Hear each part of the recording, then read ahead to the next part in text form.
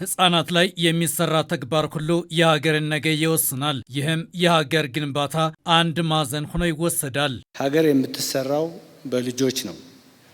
ልጆቿ በአካል በመንፈስ እና በአእምሮ በሚገባ ታንጸው የተገነቡላት ሀገር በሚገባ ትታነጻለች።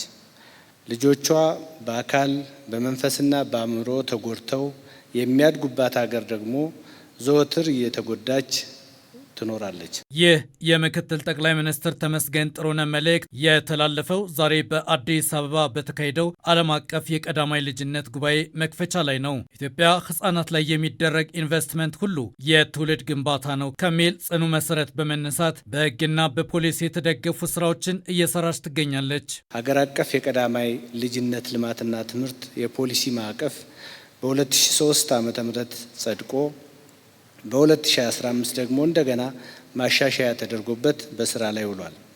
ከዚህ በተጨማሪ በ2017 የጸደቀው አጠቃላይ የትምህርት አዋጅ ነፃና አስገዳጅ የቅድመ አንደኛ ደረጃ ትምህርት እንዲሰጥ ይደነግጋል።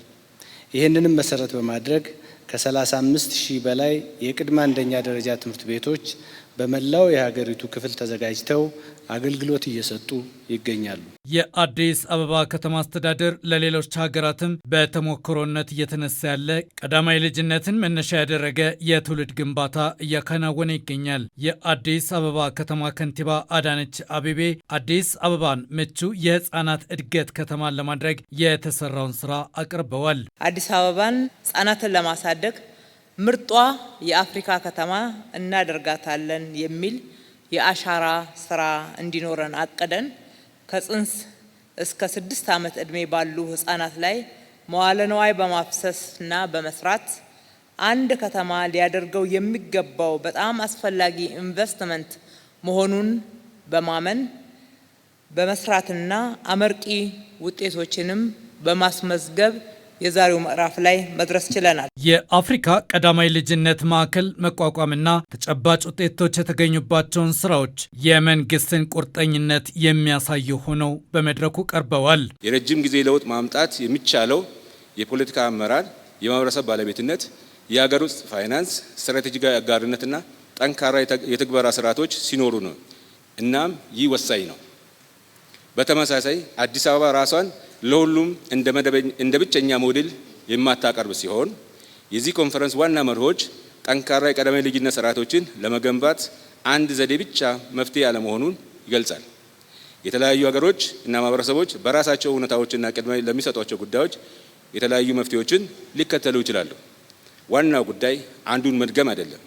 አመራር፣ መማማር፣ ማላመድ እና ቁርጠኝነት ቁልፍ ጉዳዮች ናቸው። በአዲስ አበባ ህጻናትን በተመለከተ ባለፉት 3 ዓመታት የተሰራው ስራ ለዓመታት ከተሰራው ጋር ሲነጻጸር እጅግ ሰፊ ነው። በታላቅ የፖለቲካ ቁርጠኝነት በፍጥነትና በጥራት የተሰሩ ፕሮጀክቶችና ሌሎችም የቀዳማይ ልጅነት ልማት ተግባራት ለዚህ ምስክር ናቸው። ቁጥሮች ይናገራሉ። የዛሬ 3 ዓመት አካባቢ ፕሮግራሙ ስንጀምር በከተማችን የነበረን የህፃናት ማቆያ ወይም ደግሞ ፓብሊክ ዴይኬርስ የሚባሉት 11 ነበሩ። ዛሬ ከ11 ነው ከ1100 በላይ ማድረስ የቻልነው። የህፃናት መጫወቻዎች በየቦታው የነበሩ 20 ነበሩ። ከ20 ተነስተን ነው ከ5000 በላይ ዛሬ ላይ ማድረስ የቻልነው። ከአዲስ አበባ ባለፈ ኢትዮጵያ ለዘላቂ ለውጥ እየሰራች መሆኗን በመድረኩ ቀርቧል። የህፃናትን ደህንነት ለማሻሻል የሚያስችል ጉልህ ብሔራዊ መርሃ ግብር ጀምራለች። የሰቆጣ ቃል ኪዳን አማካኝነት የ15 ዓመት ፍኖተ ካርታ ተዘጋጅቶ ከ2 ዓመት በታች በሆኑ ህጻናት ላይ የሚደርሰውን መቀንጨር በ2022 ዓ.ም ዜሮ ለማድረስ እየተሰራ ይገኛል። በምክትል ጠቅላይ ሚኒስትር ተመስገን ጥሩነህ ቃል መሰረት በአዲስ አበባ የተጀመሩትን በሀገር አቀፍ ደረጃም ያሉ ጅምሮችን ማስፋት የመንግስት እቅድ ሆኖ እየተሰራበት ነው። በአንድ በኩል የትምህርት ቤቶች ደረጃ በማሻሻል በሌላ በኩል የተማሪዎችን ምገባ በማስፋፋት ከዚህ በተጨማሪ ልጆች በአካልና በመንፈስ የሚጎለብቱባቸው የስፖርትና የመዝናኛ ቦታዎች በየመንደሩ በመገንባት በኮሪደር ልማት አማካኝነት ከተሞችና ሰፈሮች ለልጆች ምቹዎች እንዲሆኑ በማድረግ መንግስት ግንባር ቀደም ሚና እየተጫወተ ነው። የጥረቱ ሁሉ ግብና ውጤት ነገና ትውልድ ናቸው። እኛ ነገን አይደለም ለልጆቻችን የምናዘጋጀው ልጆቻችንን ነው ለነገ የምናዘጋጀው ይባላል። ነገ ማለት ዛሬ የምንገነባቸው ልጆች ናቸው። ልጆች ላይ መስራት ማለት በነገ ሀገር፣ በነገ አህጉር እና በነገ ዓለማችን ላይ መስራት ማለት ነው። ኢትዮጵያችን ኑሪ እኛም ባንቺ